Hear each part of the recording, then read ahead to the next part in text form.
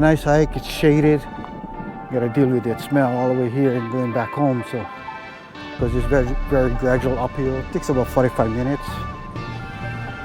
It's nice, you can hear the water. Last year